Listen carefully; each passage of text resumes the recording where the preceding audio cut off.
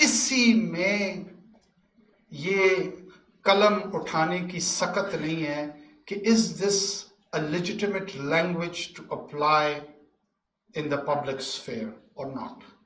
جس قسم کی غلیظ گالیاں، یہ فون میں نے اس لیے نکالا ہے کہ میرے ٹویٹر کے ٹائم لائن پہ موجود ہے، تو آپ یہ نہیں کہہ سکتی کہ میں فالس امپریشن کریٹ کر رہا ہوں، میں ریئل دنیا کا ریفرنس دے رہا ہوں۔ اشتعال دلانا کوئی ریفارم نہیں ہے۔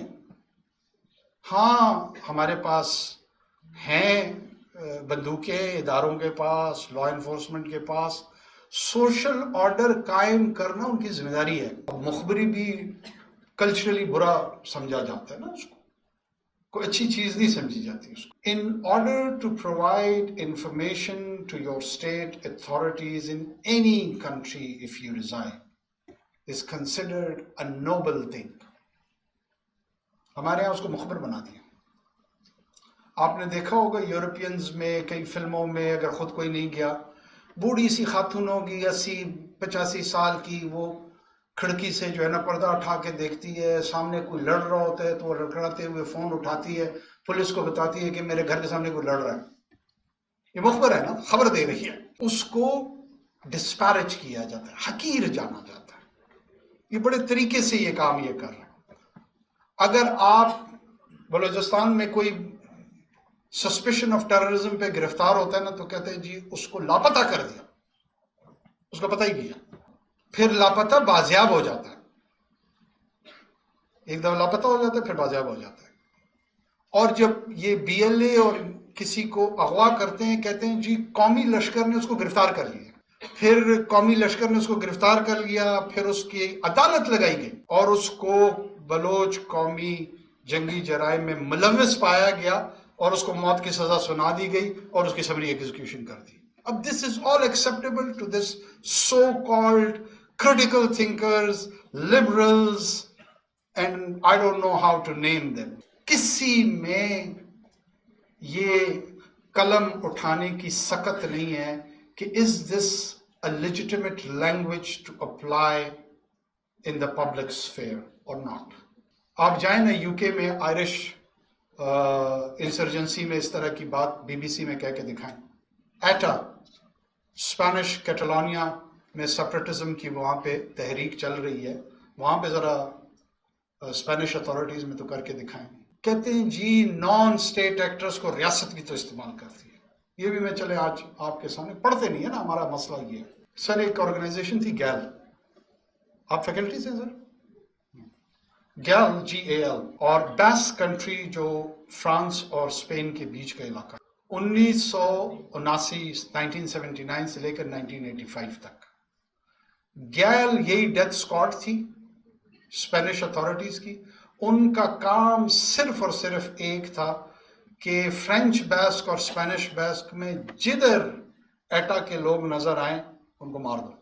نہ فرینچ اتھارٹیز ان کو اپریہینڈ کرتی تھی، ظاہر اسپینش اتھارٹیز اپنی ہاتھ تھی، اور پورا یورپ ایک لفظ بھی اس پہ نہیں بولتا تھا انٹل اینڈ انلیس کہ ان کے ملیٹنٹ سارے ایلیمنیٹ کر دیے اور انہوں نے وائلنس ابینڈن کر دی، پھر گیل بھی ختم کر دی انہوں نے۔ تو دنیا میں لوگوں نے کیا ہے، آپ کو میں سجیسٹ نہیں کر رہا ہوں کہ آپ کریں یا نہ کریں، آپ کی اپنی مرضی ہے، آپ بادشاہ ریاست ہے، آپ تو ویسے ہی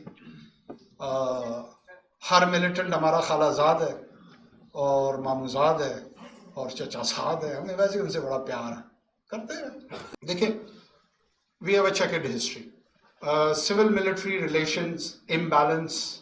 If somebody denies that, he is either a liar or a delusional. So I am neither of them. I am neither delusional nor I am a liar. There is a civil military imbalance in this country. The question more important is, why is it so?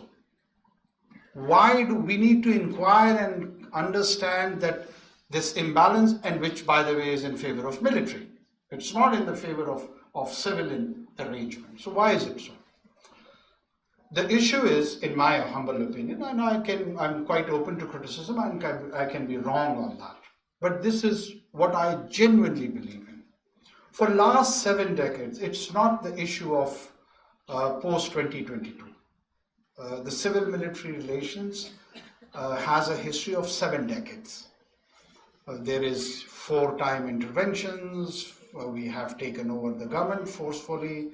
A putsch or a coup d'etat has occurred in this country.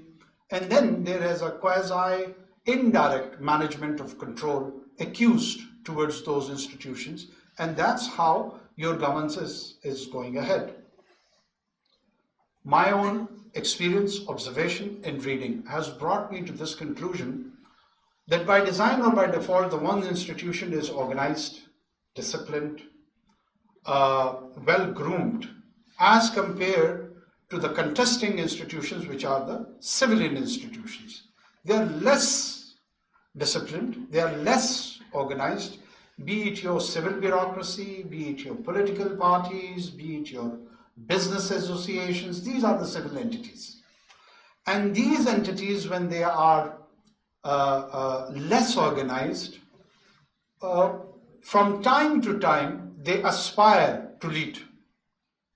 They feel it's legitimate, and rightly so. And they feel that their genuine role should be to lead the nation. So there are 2 approaches if you want to have that goal. The one is that you try to conquer this contesting organization or institution. When you try to conquer them as you are poor, weak, less equipped, less organized, you get defeated. The latest case study is 9th May. Earlier, the other parties have also tried that. And the reason for their failure is that they try to conquer them. What is required or is needed, that you should lead them. And in order to lead them, you should have 2 basic ingredients. One is character, and the other is vision. When you are equipped with these 2 tools, which has a moral basis, then you start inspiring. And when you start inspiring, you become leader. You lead an opinion. You lead your fellow beings. But if you try to conquer them, you get defeated. It is as simple as that. I'm a very realistic man. And my suggestion would be that whosoever is genuinely interested in civilian supremacy, he or she should invest in civilian institutions.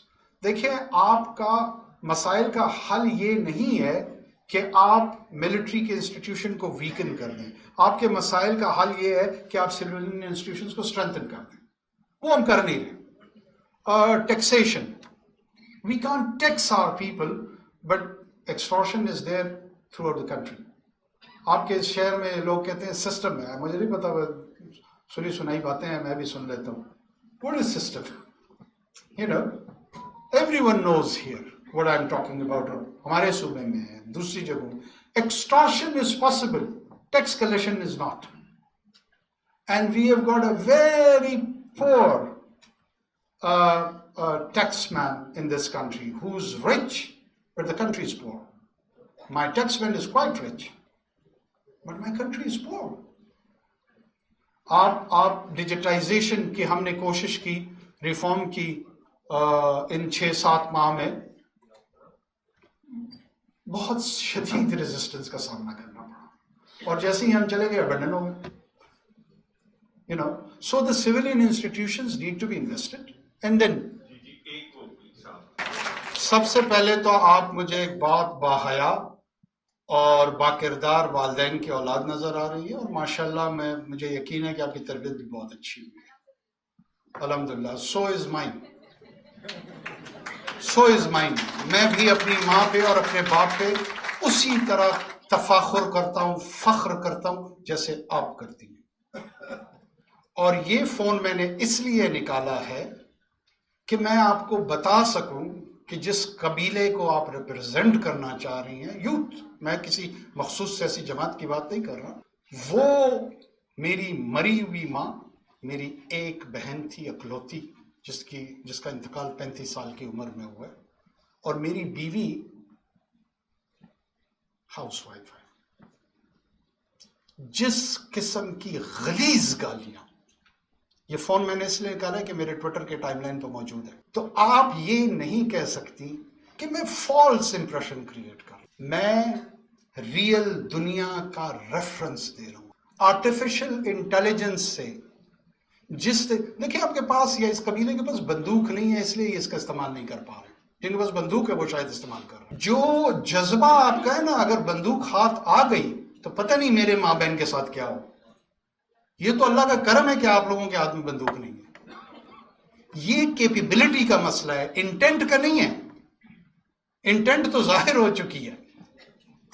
Intent جس انداز میں express ہوتی ہے، اتنے زیادہ لوگ کسی کو تواتر کے ساتھ جب آپ اس طرح کی گالیاں دیتے ہیں نا تو اشتعال پیدا، اشتعال اور اردو کا جو لفظ ہے نا اس کے نتیجے میں قتل و غارت گری ہوتی ہے بیٹا، اشتعال نہیں دلایا جاتا.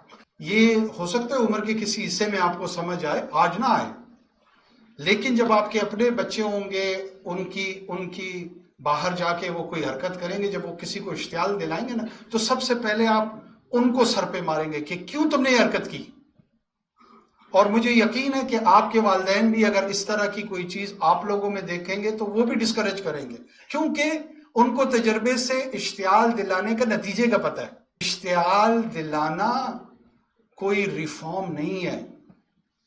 ہاں ہمارے پاس ہیں بندوقیں، اداروں کے پاس، لا انفورسمنٹ کے پاس، سوشل آرڈر قائم کرنا ان کی ذمہ داری ہے، اور اس ذمہ داری کو جب کوئی چیلنج، یہ 2022 کے بعد نہیں ہوا، ٹھیک ہے. خڑکمر میں جب جن کی بھی حکومت تھی، سال میں آپ کو بتا دیتا ہوں، 2019-22 کے بیچ کا سال ہے، جو بھی حکومت میں تھی، اسی طرح پی ٹی ایم کے لوگ احتجاج کے لیے گئے تھے. کس کے لیے گئے تھے؟ اور آگے سے 9 بندے یا 8 وہ سیدھی گولیوں کا نشانہ بنے تھے.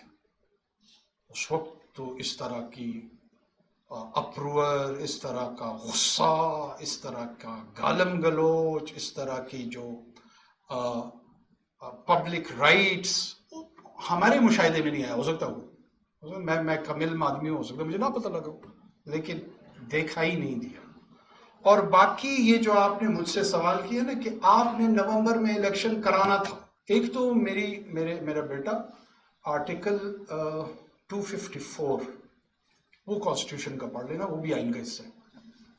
آئین میں صرف 3 ماہ میں الیکشن کرانے کا، یہی آئین نہیں ہے، آئین میں اور بھی بہت کچھ ہے، اب وہ میں نے بنایا نہیں ہے.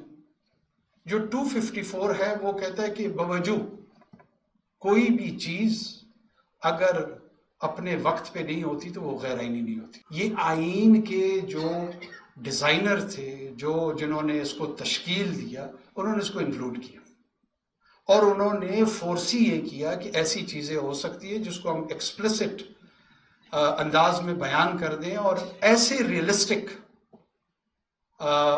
چیلنجز سامنے آئیں جہاں پہ اس کا امکان ہو کہ وہ پورا نہ ہو، تو پھر کیا کیا جائے، اس کو غیر آئینی ڈکلیئر کر دیا جائے. اسی کے لیے انہوں نے اس کو کور کیا کہ یہ غیر آئینی نہیں ہے. اور ایک سیکنڈ اور جس طرح آئین 3 ماہ میں الیکشن کا کہہ رہے ہیں، وہی آئین آپ کو حلقہ بندیاں کہہ رہے ہیں. انوار نے تو نہیں کہا کہ نہیں پہلے حلقہ بندیاں کراؤں گا پھر میں 3 ماہ میں الیکشن کراؤں گا. کس نے کہا؟ آئین نے کہا حلقہ بندیاں. تو آئین کی یہ والی بات کہتے ہیں مانو، وہ والی نہ مانو. کہتے ہیں مجھے پتا ہے کہ قانون ہے اور جوڈیشری ہے، انہوں نے یہ کہہ دیا. ضد یہ ہے کہ اس دن اس 8 گھنٹے میں الیکشن کیوں نہیں ہوا. بھائی جب تک آپ کی سینسس ہوئی ہے، سینسس کے بعد جو پاپولیشن ہے، صرف آپ کا ووٹ تو قیمتی نہیں ہے جو چوری ہو گیا ہے بقول آپ کے، جو باقیوں کے ہیں ان کے ووٹ بھی اتنے ہی ہیں. آپ کہتے نہیں اگر بڑھ بھی گئے خیر ہے، میرا جو چوری ہوا یا نہ ہوا وہ ووٹ ہے، اس کے مطابق فوراً فیصلہ کرو. یہ کیسے ہو سکتا ہے؟ سینسس ہوا تھا نا، اس سینسس کے تحت نئی حلقہ بندیاں آئین کی ضرورت تھی، ورنہ میں اگر اسی فارمولے پہ چلتا رہتا تو ہم تو 6 سال ہی حکومت چلا لیتے. تو نہیں کیا نا، الیکشن کرا لیے. اب اس الیکشن فیئر نہیں ہوں گے، یہ بھی ہو سکتا ہے، بالکل ہو سکتا ہے. اگر آپ نے آئین میں یہ ایک کلوز ڈالی ہو نا کہ کیئر ٹیکر پرائم منسٹر یا کیبنٹ کا یہ فرض ہے کہ وہ فری اینڈ فیئر الیکشن کرائے اور جاتے ہوئے ایفیڈیوٹ بھی جمع کرائے کہ یہ فری اینڈ فیئر ہے تو میں دے دیتا ہوں. آپ نے ایفیڈیوٹ نہیں مانگا ہے میں مجھ سے. آپ نے کہا ہے کہ اگر یہ فری اینڈ فیئر نہیں ہے تو ایک الیکشن کمیشن میں ٹرائیبیونلز بنیں گے، وہ فیصلہ کریں گے. تو کر لیں فیصلہ. آپ نے یہ میکینزم ان جماعتوں نے تشکیل دیا جنہوں نے ہمیں نامینیٹ کیا، جس میں پی ٹی آئی انکلوڈیڈ ہے، جس میں پی پی پی انکلوڈیڈ ہے، جس میں P M L N included ہے. ان جماعتوں نے کیا نا. آپ نظام بدل دیں. آپ کہیں گے نہیں جی کوئی ٹرائیبیونلز اس کا فیصلہ نہیں کریں گی. اگر دو فریق میں سے ایک فریق کہتا ہے کہ یہ غلط ہوئے ہیں، دوسرا کہتا ہے نہیں ٹھیک ہو. یہ کس نے فیصلہ کرنا؟ کوئی تو آربیٹریٹر ہوگا نا اس کا. آپ نے خود آئین میں، کیونکہ آپ مجھے آئین کے تحت الیکشن ہم ان سے کروانا چاہ رہے ہیں، تو آئین کے تحت وہ کہتا ہے یہ ٹرائیبیونل کرے گا.